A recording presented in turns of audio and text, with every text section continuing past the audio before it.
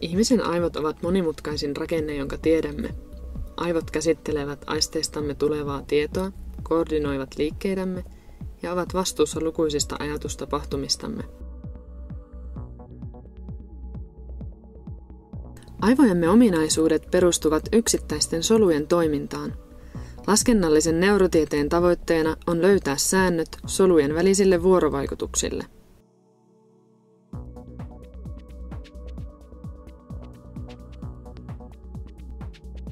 Hermosolut kommunikoivat sähköisten pulssien muodossa, jotka välittyvät yhdestä solusta toiseen.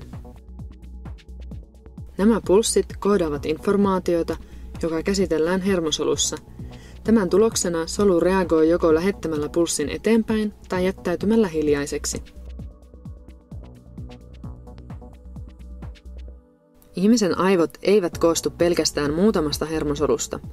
Yksistään aivokuorella on arvioltaan 10 miljardia hermosolua. Näistä jokainen yksittäinen solu kommunikoi parhaimmillaan 10 000 naapurisolun kanssa. Kysymys kuuluu, kuinka pystymme tutkimaan ja kuvailemaan näitä tapahtumia tieteellisin keinoin?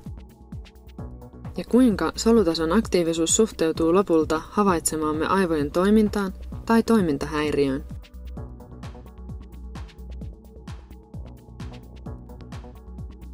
Jotta ymmärtäisimme näitä tapahtumia, on tärkeää havaita yksi keskeinen seikka. Hermosolut muodostavat hermoverkon. Olipa sitten kyse sosiaalisesta vuorovaikutusverkosta, maailmanlaajuisesta tietoverkosta tai aivoverkosta, verkkojen toimintoihin liittyvät tietyt säännöt. Jos haluamme ymmärtää aivojemme hermoverkkoa, meidän täytyy keskittyä yksittäisiin hermosoluihin. Onneksemme säännöt, joihin niiden ominaisuudet perustuvat, voidaan kuvailla matemaattisella kielellä. Matemaattiset yhtälöt auttavat selittämään, miksi verkko kehittyy tiettyyn suuntaan tai reagoi ulkopuolisiin ärsykkeisiin tietyllä tavalla.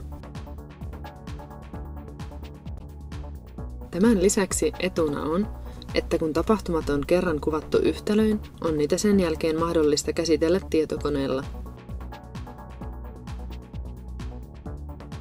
Tällä tavoin voidaan luoda keinotekoisia verkkoja, jotka muistuttavat hermosolupopulaation rakennetta aivoissa.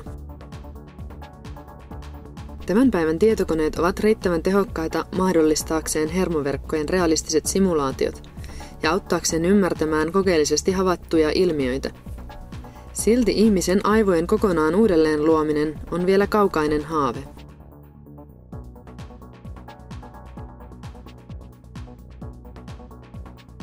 Näiden tietokonesimulaatioiden tuloksia voidaan verrata tuloksiin, joita neurotieteilijät ovat löytäneet tutkiessaan kokeellisesti oikeita aivoja.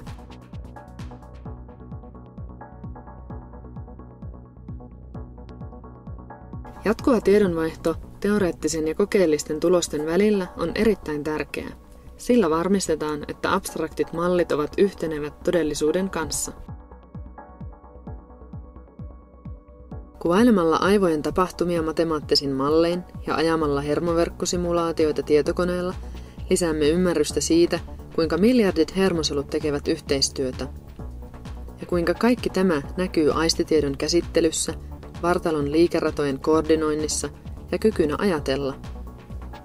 Tämä lisääntynyt tietämys auttaa meitä myös löytämään syitä tietyille aivojen toimintahäiriöille.